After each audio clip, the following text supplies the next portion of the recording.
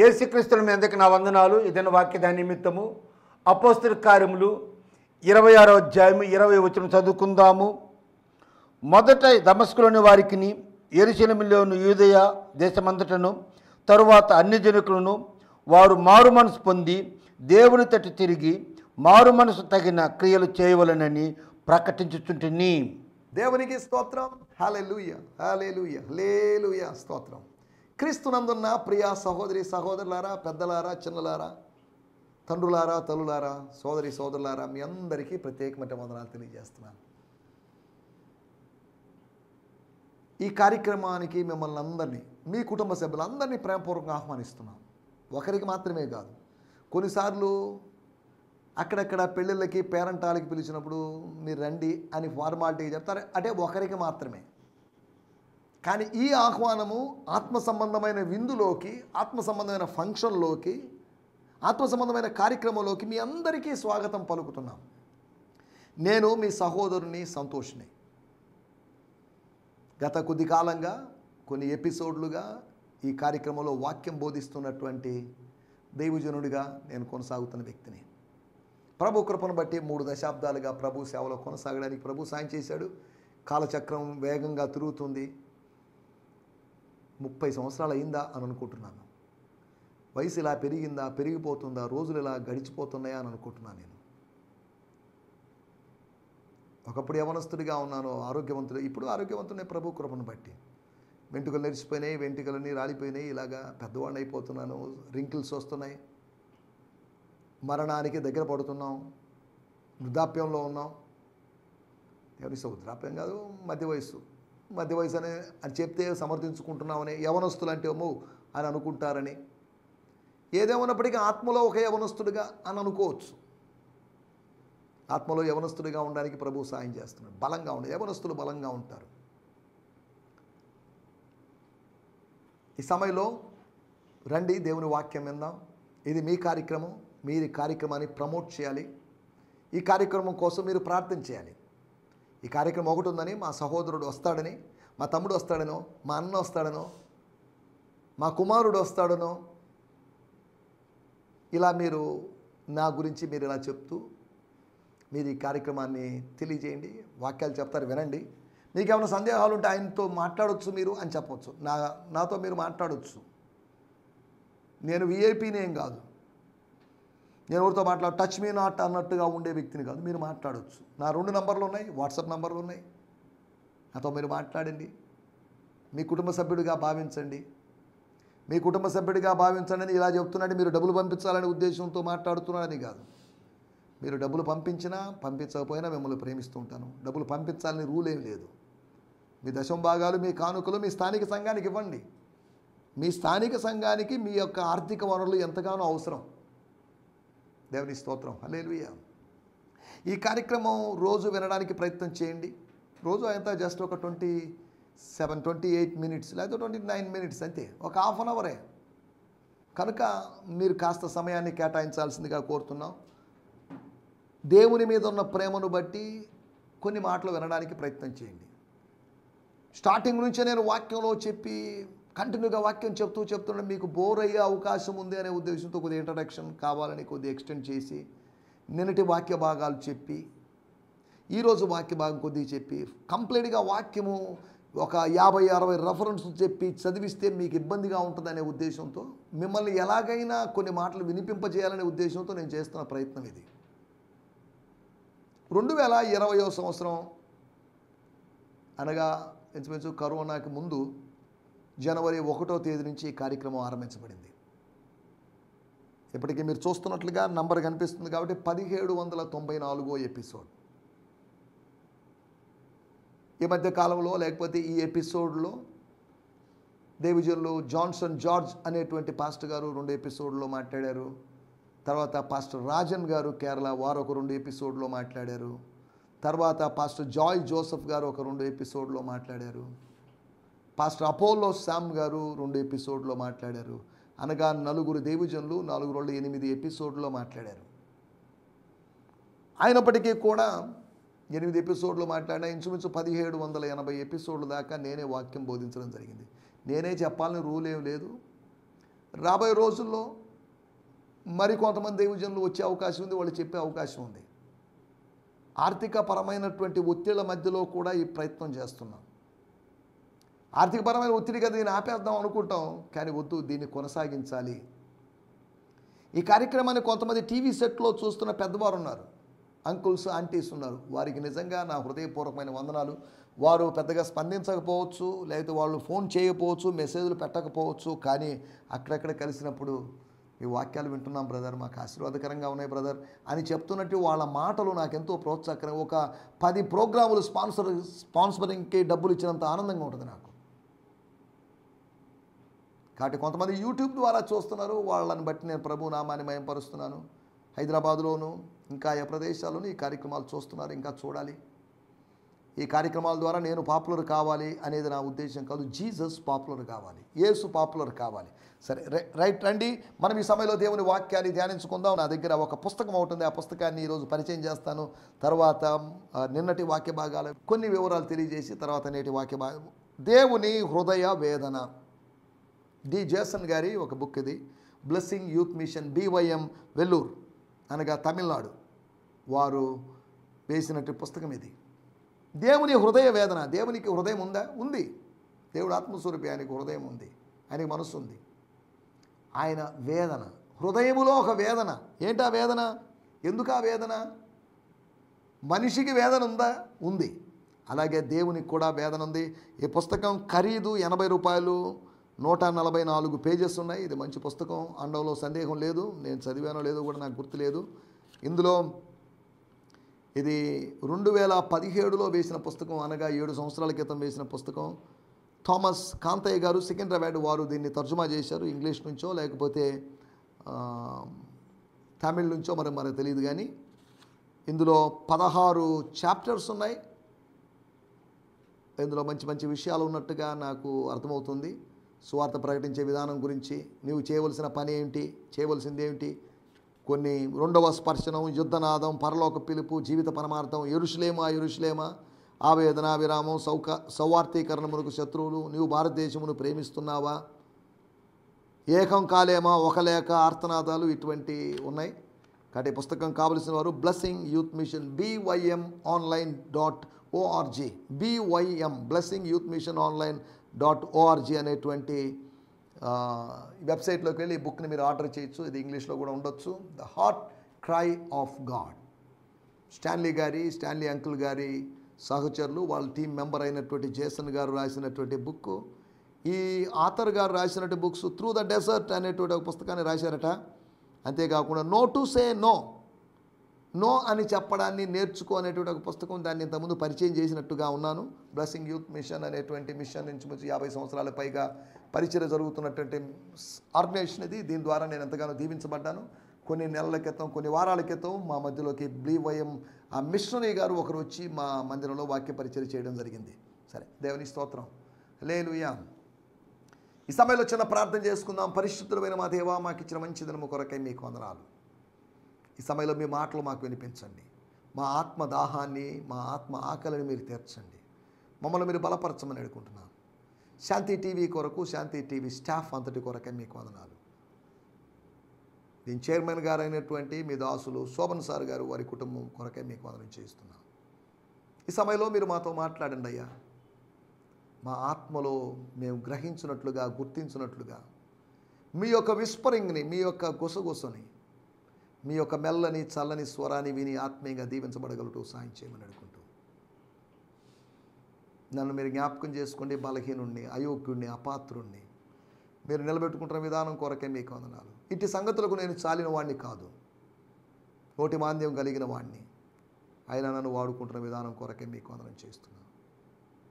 ఈ లోకములో జ్ఞానులను సిగ్గుపరచుటకై, ఈ లోకములో బలవంతులను, ధనవంతులను సిగ్గుపరచడం కోసం నాలాంటి వ్యక్తిని మీరు ఏర్పాటు చేసుకున్నారు.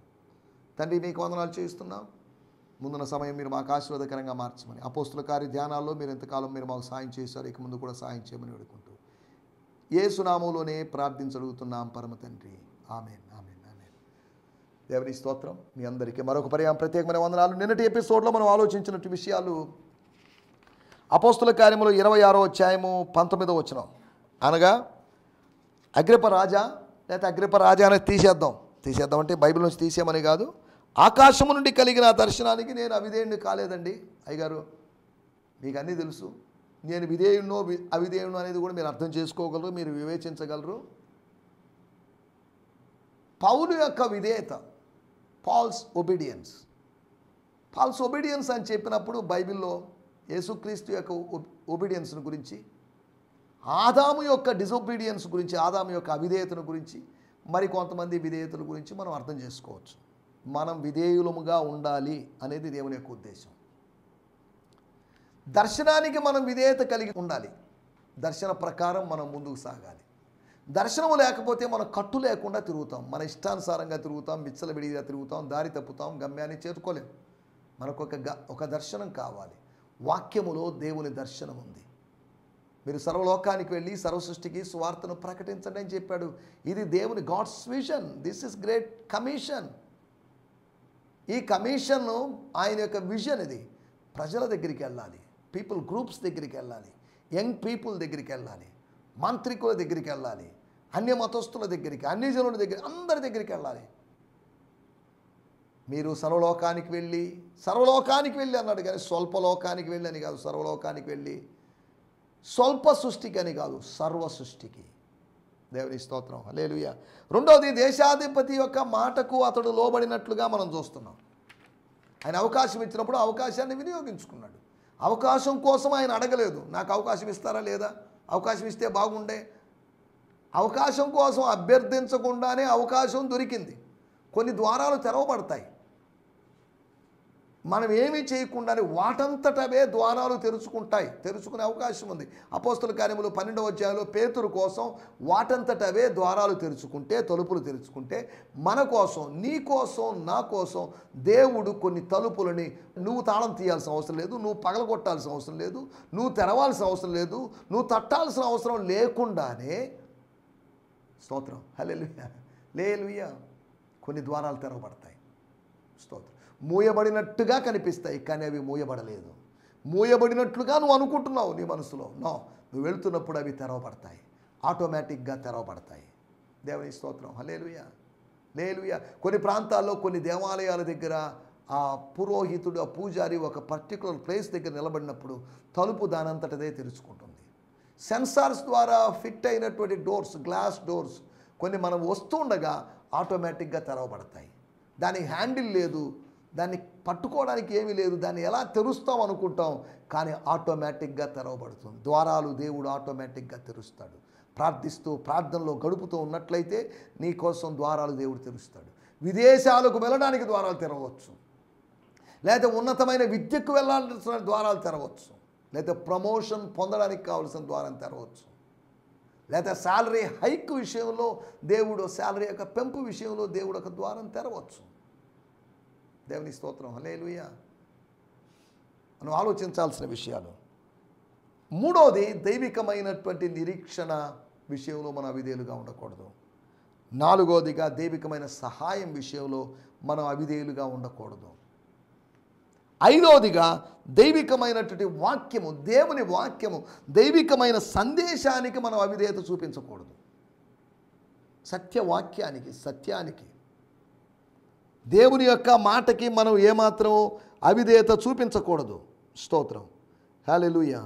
కాబట్టి మనం ఆలోచించాల్సిన విషయం, ఈ 5 రంగాలలో, 5 ఏరియాస్లో మనకు ఎక్కడైనా డిసొబీడియన్స్ ఉందా? అక్కడ ఆశీర్వాదానికి అది బ్లాక్.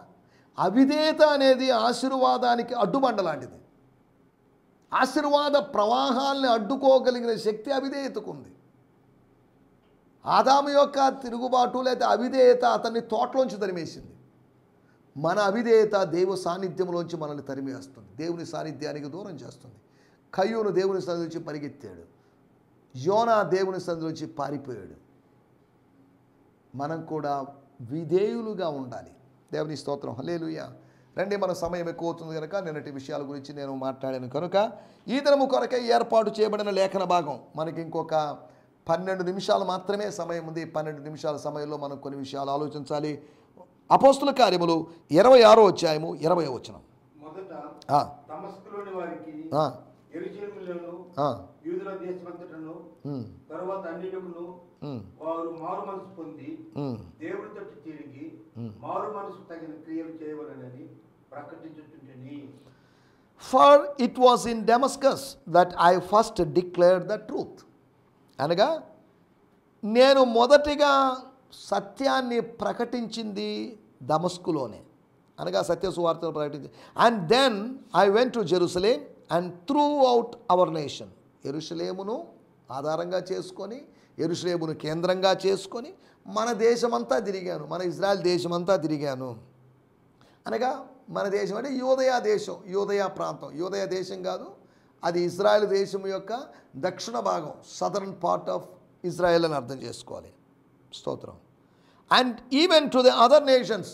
ఈ దేశానికి మాత్రమే కాదండి, అనగా ఇజ్రాయెల్ దేశానికి మాత్రమే కాకుండా ఇతర దేశాలకి. సిరియా దేశం, దమస్క్ అంటే పక్క దేశం, నైబరింగ్ కంట్రీ. అనగా నేను పక్క దేశానికి కూడా వెళ్ళాను. అనగా యూదయా దేశం మాత్రమే కాకుండా గలిలయకు వెళ్ళుండొచ్చు, సమరయకు వెళ్ళుండొచ్చు. గలిలయ అయినా, సమరయ అయినా, లేకపోతే సిరియా అయినా, ఎక్కడైనా కావచ్చు. నేను బయటికి వెళ్ళాను. నేను లోకల్ మ్యాన్గా ఉండకుండా నేను ఒక గ్లోబల్ మ్యాన్గా మారాను. నేను స్థానికమైన వ్యక్తిగా ఉండకుండా ఒక సార్వత్రికమైన వ్యక్తిగా దేవుడు నన్ను మార్చాడు. దేవుని స్తోత్రం, హల్లెలూయా. భూదిగంతముల వరకు మీరు నాకు సాక్షులై ఉంటారు అని చెప్పాడు. పరిశుద్ధాత్ముడు వచ్చినప్పుడు, దేవుని ఆత్మ వచ్చినప్పుడు, దేవుని ఆత్మ మన మీదకి బలంగా దిగినప్పుడు, దేవుని ఆత్మ మనలో నివసించడానికి ఆరంభించినప్పుడు, దేవుని ఆత్మ మనల్ని అభిషేకించినప్పుడు, దేవుని ఆత్మ మన మీద కుమ్మరించబడినప్పుడు, దేవుని స్తోత్రం, హల్లెలూయా. And even to other nations telling people everywhere. ఎక్కడైనా కానీ నా మెసేజ్ ఒకటే, I have only one message, that's a message of Jesus Christ. యేసు ప్రభు యొక్క సందేశమే నా సందేశము. Telling people everywhere that they must repent and turn to God and demonstrate it with a changed life. మీరు మారుమనసు పొందారని చెప్పుకుంటున్నారు, మారుమనసు పొందామంటున్నారు, మారుమనసు పొందామని క్లెయిమ్ చేసుకుంటున్నారు, బాగానే ఉంది. మీరు ఆరోపిస్తున్నట్లుగా మీ మారినటువంటి జీవితానికి మారు మనసుకు తగిన క్రియలు, మారు మనసుకు తగిన ఫలములు ఫలించండి అని యోహాను ఇచ్చిన సందేశంలాగా తాను ఇచ్చాడు అని చెప్పాడు. దేవుని స్తోత్రం, హల్లెలూయా. With fruits in keeping with repentance. అనగా మారు మనసుకు తగినటువంటి క్రియలు. స్తోత్రం, హల్లెలూయా. చదువుదాం వాడుక భాషలో. మారు మనసు పొంది దేవుని వైపు మళ్ళమని తమ నిజమైన పశ్చాత్తాపము మారు మనసు అన్ని విషయములను పనుల ద్వారా రుజువు చేయమని ఉపదేశించాను. నేను ఉపదేశించాను, నేను ప్రకటించాను లేదా ఉపదేశించాను. స్తోత్రం. ఉపదేశము దమస్కును ప్రజలతో మొదలుపెట్టి యెరూషలేములోని ప్రజలకు, యూదయలోని ఇతర ప్రజలకు, యూదుల కాని వరకు చెప్పాను.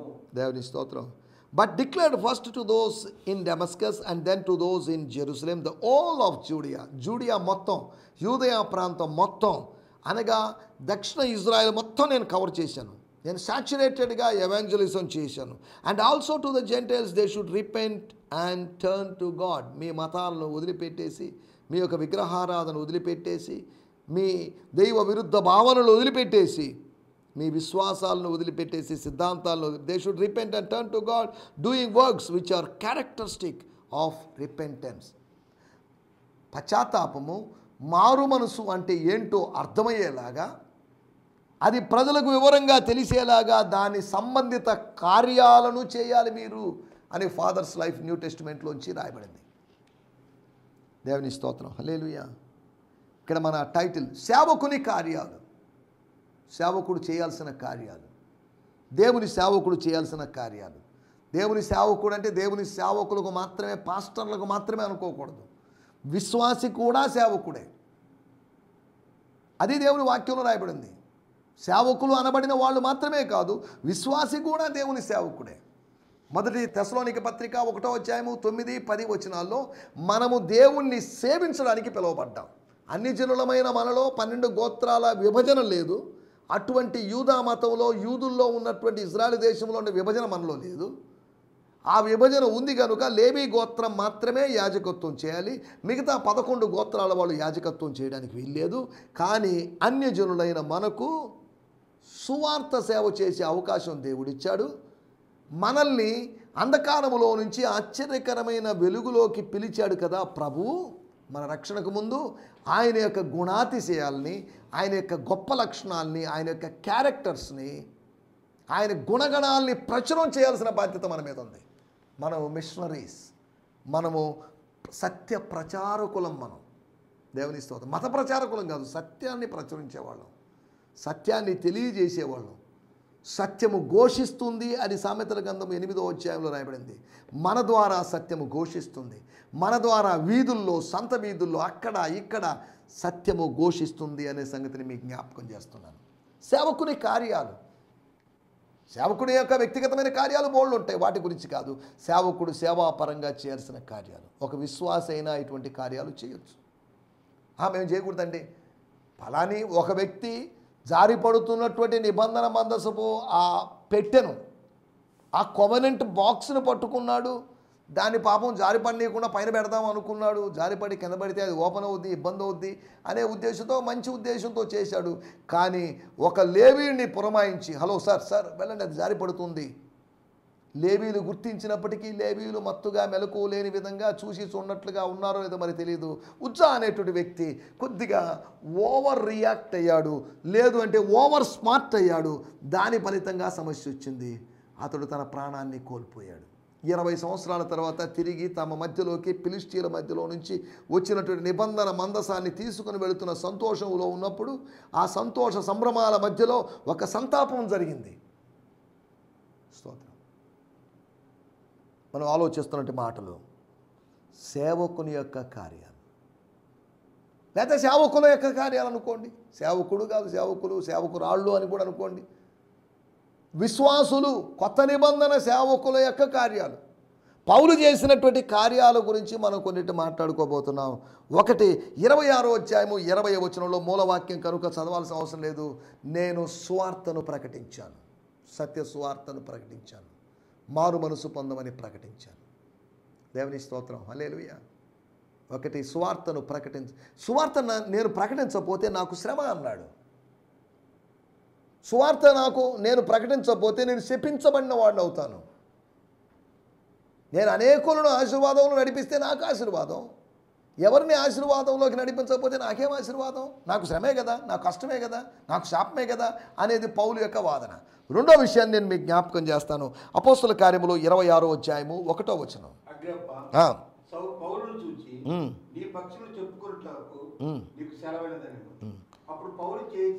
పౌలు చేయి చాచి ఇలాగూ సమాధానము చెప్పసాగెను.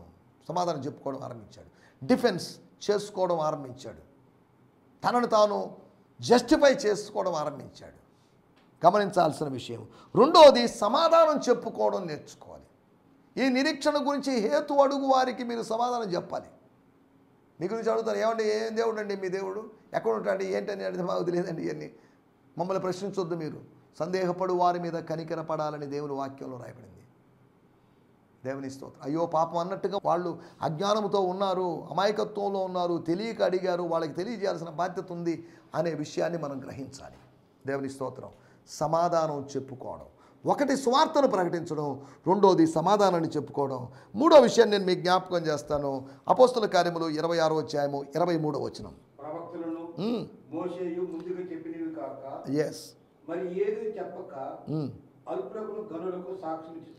సాక్ష్యమిచ్చుచుంటిని. సాక్ష్యం ఇవ్వాలి. సాక్ష్యం ఇచ్చేదా? స్వామి యేసు దేవుడంచు సాక్ష్యం ఇచ్చేది. సాక్ష్యం ఇస్తున్నావా?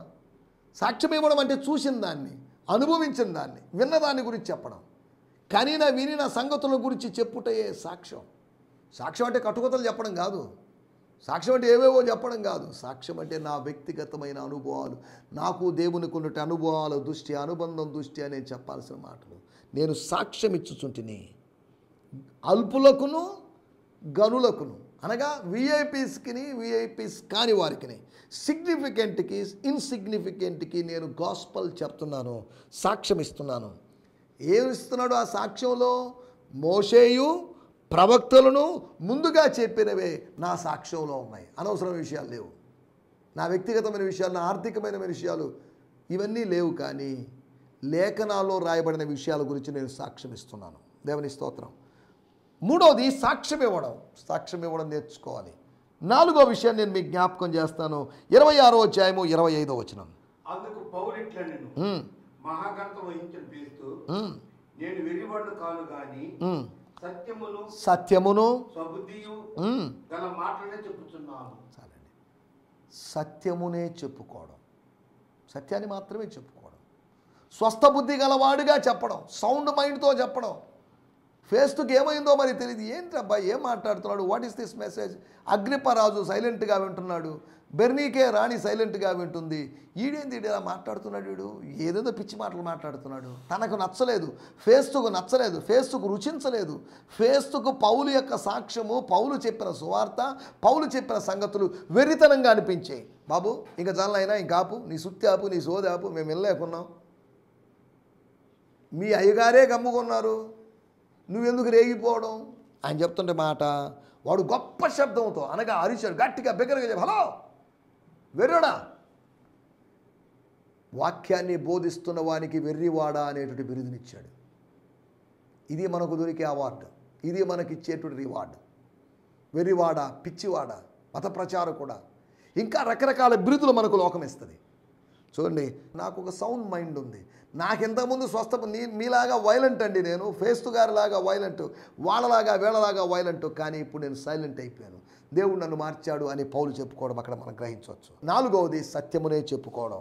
5వ విషయాన్ని చెప్పి నేను ముగిస్తాను. 26వ అధ్యాయము 29వ వచనం. అందుకు పౌలు సులభముగాను దుర్లభముగాను తమరి మాట కాదు, నేడు నా మాటలు విన్న వారందరూ ఈ బంధకములు తప్ప నా వలె ఉండినట్లు దేవుడు అనుగ్రహించును గాక. దేవుని స్తోత్రం, హల్లెలూయా. 26వ అధ్యాయము 29వ వచనం. Paul replied, I pray to God that both of you and those here listening to me would one day become the same as I am, except of course without these chains. Paul replied, Paul గారు సమాధానం చెప్పారు, Agrippa Raja, I pray to God that both of you, రాజా మీరు మాత్రమే కాదు, తమరు సులభంగానో లేకపోతే కష్టంగానో, తమరు మాత్రం కాదండి, అనగా తమరు సతీమణి మాత్రమే కాదు అని ఇంగ్లీష్ బైబిల్లో, మీరు బెర్నీకే రాణి మాత్రమే కాదు, ఈ ఫేస్తు సారు ఇంకా మిగిలినటువంటి నాయకులు, మా పెద్దోళ్ళు, మా యూదులైనటువంటి సోదరులు, వీళ్ళందరూ నా వలె మారుదురుగాక. అనగా నాలాగా ఒక సువార్థికులులాగా మారుదురుగాక, నాలాగా రక్షణ పొందిన అనుభవం కలిగిన వారుగా ఉందురుగాక అని సత్ప్రేరణను బట్టి ఒక ప్రవచనాన్ని చెప్పాల్సిన అవసరం ఉంది. సేవకుని యొక్క కార్యాలు సువార్తను ప్రకటించడం, సమాధానాన్ని చెప్పడం, సాక్ష్యం ఇవ్వడం, సత్యం చెప్పడం, సత్ప్రేరణను బట్టి ప్రవచించడం, నా వలె అవుదురుగాక. దేవుని స్తోత్రం. ఇటువంటి సేవకునిగా లేకపోతే ఇటువంటి సేవకుల యొక్క కార్యాలు, ఇట్టి కార్యాలు చేస్తూ ముందుకు సాగడానికి ప్రభు మనకు సాయం చేయనుగాక. ఆమేన్. హల్లెలూయా. ఈ సందేశము మీకు ఆశీర్వాదకరంగా ఉందని నమ్ముచున్నాము. ప్రార్థనా అవసరతల కొరకు మమ్మల్ని సంప్రదించవలసిన మా చిరునామా గిద్యోన్ మిషన్ చర్చ్, 6వ వీధి, శాంతినగర్, నెల్లూరు 4, ఆంధ్రప్రదేశ్. పిన్ 524004. మా ఫోన్ నంబర్లు 7036443613 మరి ఒక నంబర్ 9392293010. మా ఈమెయిల్ ఐడి gfihmi2015@gmail.com. దేవుడు మిమ్మును ఆశీర్వదించునుగాక. ఆమేన్.